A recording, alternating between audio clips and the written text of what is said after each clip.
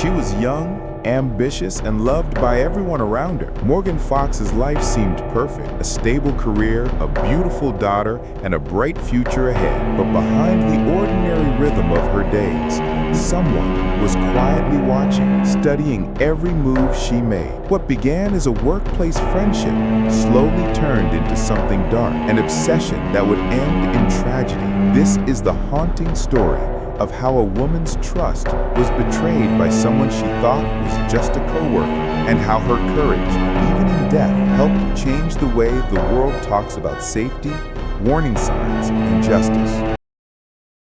She was only 29, a woman known for her calm smile and quiet determination, working tirelessly to build a better life for her daughter. Morgan Fox had carved out a simple, happy rhythm between home, family, and her job at FedEx in Plain Township, Ohio. Her mornings were filled with her daughter's laughter before school, her evenings with soft conversations with her boyfriend, and her nights with long shifts at work that she never complained about.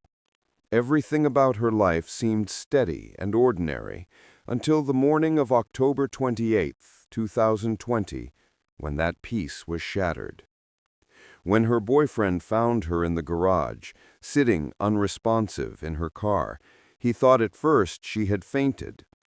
The police soon surrounded the quiet neighborhood, trying to understand how someone so loved could meet such a sudden and senseless end.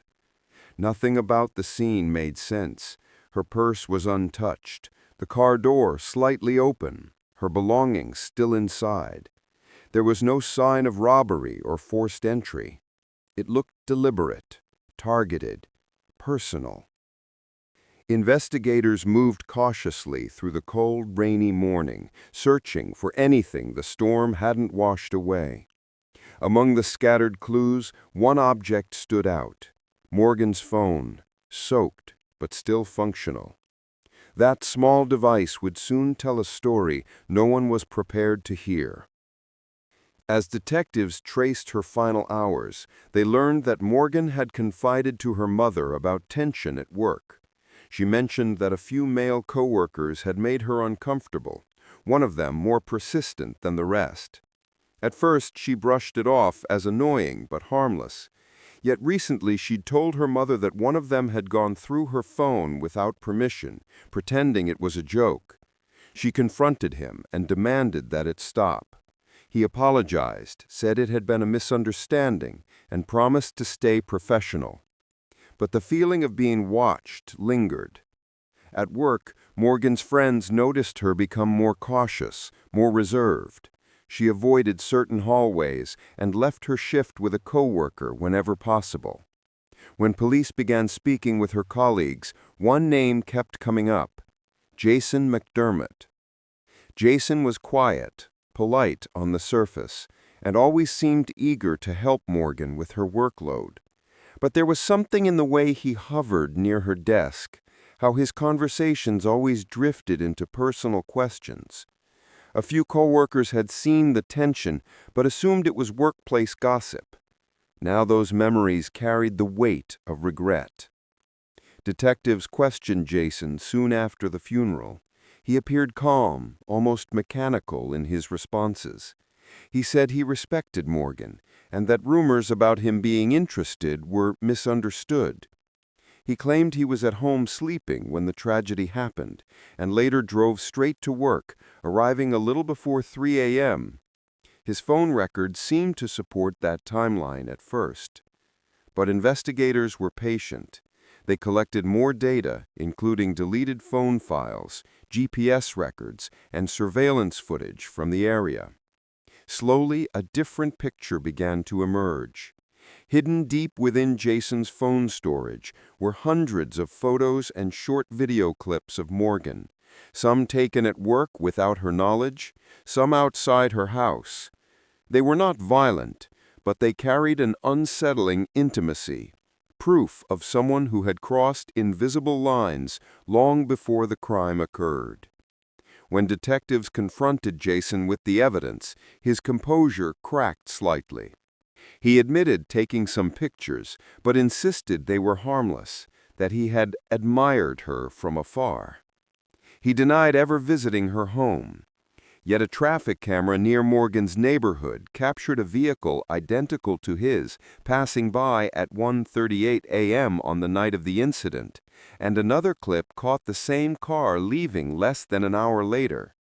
It wasn't definitive, but it raised new questions about his whereabouts. Meanwhile, a neighbor's doorbell camera, blurred by rain, showed a faint silhouette near the garage around the same time. The figure's posture and height matched Jason's. When police checked his car, they found it had been recently washed, spotless despite the muddy roads and storm the night before. Security footage from a gas station confirmed he had driven there that morning to clean it thoroughly, focusing especially on the wheel wells. It was an act that might have seemed ordinary to anyone else, but to investigators it looked deliberate, as though he was erasing something. As the case unfolded, Morgan's family waited for answers.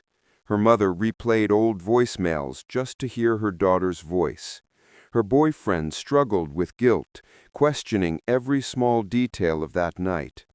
The community gathered for vigils, holding candles against the cold wind, trying to find meaning in the unbearable loss.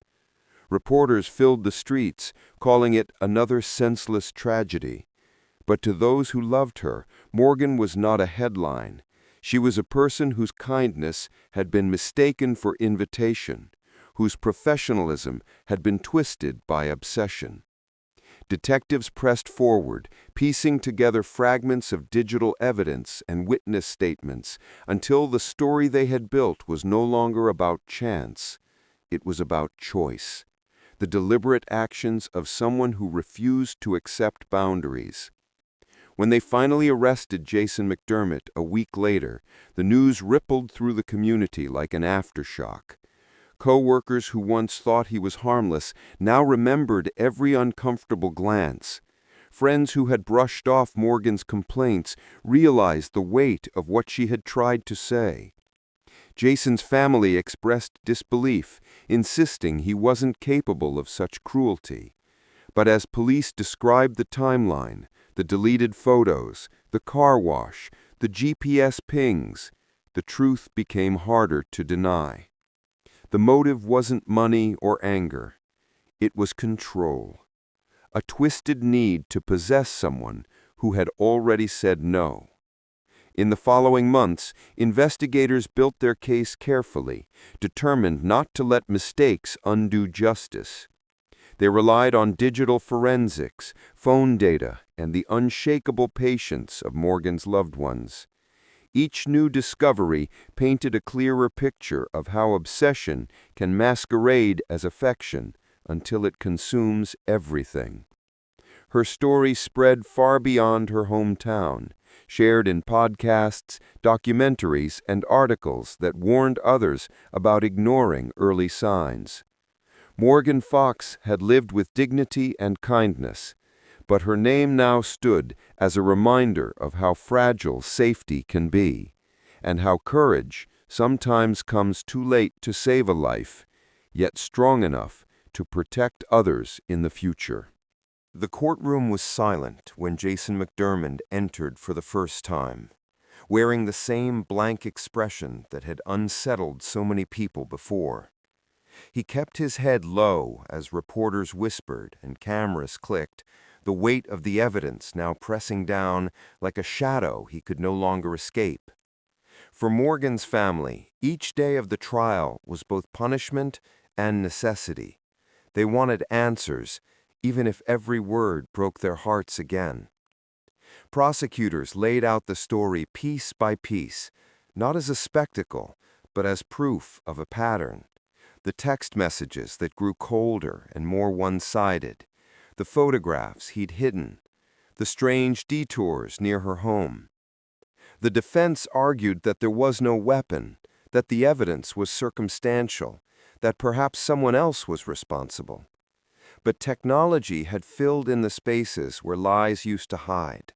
Location data from his phone, surveillance footage from multiple angles, and forensic reports built an invisible map of his actions. It was as if the world itself had been watching when Morgan's own cries for distance were ignored. Through it all, her family sat quietly, her mother clutching a locket that held a picture of her daughter and granddaughter. Each testimony, each piece of proof reminded them of everything Morgan had feared and tried to prevent. The prosecutor's voice carried no anger, only grief, as he described a man who couldn't let go, whose fascination had turned into control. When the verdict finally came, guilty on all counts, the room exhaled as one. There were no cheers, only tears. Justice had spoken, but it was a sentence without comfort. The judge's decision was final. Life imprisonment, no chance of early release. He spoke of the risk of obsession, of boundaries crossed, of a future that had been stolen. Jason didn't lift his head, not once. After the trial, the world seemed to move slower for those left behind. The news stations broadcast the outcome, but for Morgan's mother, every headline felt hollow. The cameras left, the reporters packed up, and what remained was the quiet hum of absence. Nights were hardest. The sound of a closing garage door could still bring tears. Morgan's daughter, too young to understand the enormity of what had happened, often asked when her mother would come back. Her grandparents built a gentle story for her, that her mother had gone to heaven to watch over her, that she would always be near. The little girl began drawing pictures of angels with long brown hair and kind eyes, and they knew she remembered. As grief settled into their daily lives, another fight began, one that had nothing to do with the courtroom. The family's lawyers filed a civil case against FedEx, claiming that warnings about Jason's behavior had been ignored, that Morgan's pleas for safety were not taken seriously enough. The company had records of her complaints, notes from HR, even a documented warning to Jason for his conduct months before the tragedy. Yet no stronger action had been taken. The lawsuit wasn't about vengeance, it was about acknowledgement. The family wanted assurance that no other woman would walk through those same doors and feel unprotected. The legal battle was long and draining, filled with statements, meetings, and endless paperwork. But in the end, a settlement was reached, hundreds of millions of dollars, that while staggering, could never equal a human life. A large portion was placed in a trust for Morgan's daughter, meant to secure her education and future dreams. The rest helped her family rebuild their lives, fund charities in her name, and create the Morgan Fox Foundation for Workplace Safety, a program that teaches companies how to identify and handle harassment and stalking before it escalates into something irreversible. It became her lasting voice, a way to turn pain into protection for others. Years passed, and the world moved on to new stories, new names, new tragedies. But in her hometown, people still remembered. Each October, candles line the street outside the house where she once lived. Co-workers and friends gather quietly, placing lilies, her favorite flower, on the front steps. There's no speech, no ceremony, just silence. It's a silence filled with both sorrow and strength. Her daughter, now older, often stands beside her grandmother during these vigils. She looks nothing like the frightened child from years ago. She carries herself with the same calm resolve her mother once had. When she speaks at schools or community events, her words are simple yet powerful. She tells others to listen when someone says they feel unsafe, to take even small fears seriously. People listen because her story isn't abstract, it's real, living proof of what happens when warnings go unheard. Inside prison walls, Jason McDermott exists as a forgotten name. Reports say he keeps to himself, rarely speaking, spending hours alone in his cell. He has never written to the family, never offered apology or explanation. His world is silent and small, and perhaps that is fitting. Outside those walls, however, Morgan's world continues to expand. Her legacy has touched countless lives, from new workplace policies to educational programs for young women learning how to recognize red flags in relationships. Her name is whispered not in fear anymore, but in gratitude. The tragedy that once silenced her now speaks louder than it ever could have in life.